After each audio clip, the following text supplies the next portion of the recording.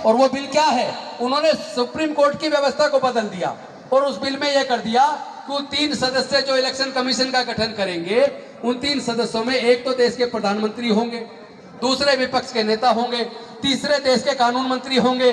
तो देश के प्रधानमंत्री और कानून मंत्री वो तो भारतीय जनता पार्टी के हो गए, वो तो केंद्र सरकार के हो गए। तो फिर वो जो 3 सदस्य इलेक्शन कमीशन होगा, उसमें एक चीफ इलेक्शन कमिश्नर और 2 इलेक्शन कमिश्नर, उन तीनों को जो चुनेगा, कौन चुनेगा? ये 3 सदस्य कमेटी चुनेगी। 3 सदस्य कमेटी में बहुमत किसका है? बहुमत बीजेपी का है, क्योंकि उसमें प्रधानमंत्री और कानून मंत्री दोनों बीजेपी के हो गए। तो वो दोनों मिलकर जिसको चीफ इलेक्शन कमिश्नर बनाना चाहेंगे उसको बना देंगे, बाकी 2 इलेक्शन कमिश्नर भी जिसको वो बना देंगे। तो ऐसी क्या वजह थी कि जो व्यवस्था सुप्रीम कोर्ट ने इलेक्शन कमीशन के गठन की बनाई थी, उसको क्यों इन्होंने संसद के अंदर एक बिल लाकर उसको बदल दिया? ये चोरी क्यों हो रही है? इसीलिए हो रही है क्योंकि ये लोग जानते हैं कि ईवीएम के द्वारा ये चुनाव जीत सकते हैं।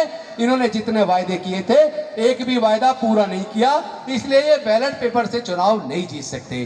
क्योंकि 2014 में इन्होंने वादा किया था कि अगर ये जीत जाएंगे तो हर साल 2 करोड़ रोजगार देंगे। मैं आप सबसे पूछ रहा हूं, इन्होंने 2 करोड़ रोजगार दिए या छीन लिए? छीन लिए। इन्होंने कहा था महंगाई कम कर देंगे, इन्होंने महंगाई कम की या बढ़ा दी? इन्होंने कहा था 35 लीटर पेट्रोल देंगे। आपने जनता की अदालत में देखा होगा, वो लाला रामदेव वो कह रहे थे जनता से, आपको 35 रुपए पेट्रोल चाहिए कि नहीं चाहिए? 35 रुपए लीटर। जनता कह रही हाँ जी चाहिए। और जब सरकार बन गई तो वो 35 रुपए लीटर मिलने की बजाय कितने रुपए लीटर मिल रहा है? 100 रुपए लीटर मिल रहा है। तो मोदी जी ने तो ये भी कहा था कि भारत के रुपए की वैल्यू अमेरिका के डॉलर के भी बराबर हो जाएगी, लेकिन वैल्यू बराबर होना तो दूर है, डॉलर की वैल्यू और भी कई गुना बढ़ती चली गई। तो महंगाई बढ़ रही है, बेरोजगारी बढ़ रही है, नोटबंदी लाकर जो छोटे मोटे उद्योग थे वो भी तबाह कर दिए।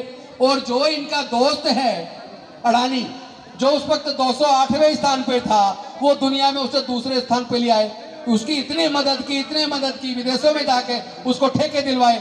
आपको याद होगा ऑस्ट्रेलिया गए थे प्रधानमंत्री, वहां भी उसको कोयले का ठेका दिलवा दिया। जहां जहां जाते हैं अपने दोस्त की मदद करते हैं, कहते हैं हम देश को नंबर 1 बनाएंगे। अब मैं पूछना चाहता हूं, 2 चीज में से एक कोई नंबर 1 बना सकते हैं, या तो अपने देश को नंबर 1 बना सकते हैं या अपने दोस्त को नंबर 1 बना सकते हैं। पर उनकी, मोदी जी की प्राथमिकता देश नहीं है, उनकी प्राथमिकता उनका देश है अडानी अंबानी। तो वो लोग नंबर 1 किसको बनाएंगे? या तो देश को या दोस्त को। तो उन्होंने देश को चुनने की बजाय दोस्त को चुना। उन्होंने अडानी जी को दुनिया में दूसरे नंबर पे, 208 से दूसरे नंबर पे पहुंचा दिया, उनको इतना अमीर बना दिया। तो वो बन कैसे रहे? और एक और बात बता दूं, प्राइवेट सेक्टर में रिजर्वेशन होना चाहिए, ये हम मांग कर रहे हैं। ओल्ड पेंशन स्कीम लागू होनी चाहिए, हम मांग कर रहे हैं। क्यों कर रहे हैं? हम इसलिए कर रहे हैं क्योंकि ये लोग जितने भी सरकारी ठेके ले रहे हैं, चाहे वो कोयला खदान हो या दूसरे खदान हो, या जितने एयरपोर्ट के ठेके, सब इनके पास जाते जा रहे हैं। आपका लखनऊ भी इनके पास चला गया, अहमदाबाद का भी इनके पास चला गया। पूरे देश के पोर्ट बेच दिए, एयरपोर्ट बेच दिए, रेलवे बेच दिया, और इन्होंने बैंक बेच दिए, इंश्योरेंस कंपनियां बेच दी, देश के एक एक करके सारे संस्थान बेच दिए। मालिक कौन बन रहा है? इनका दोस्त बन रहा है। मालिक इनका दोस्त बन रहा है, क्योंकि इन्हें देश से प्यार नहीं है, इन्हें दोस्त से प्यार है।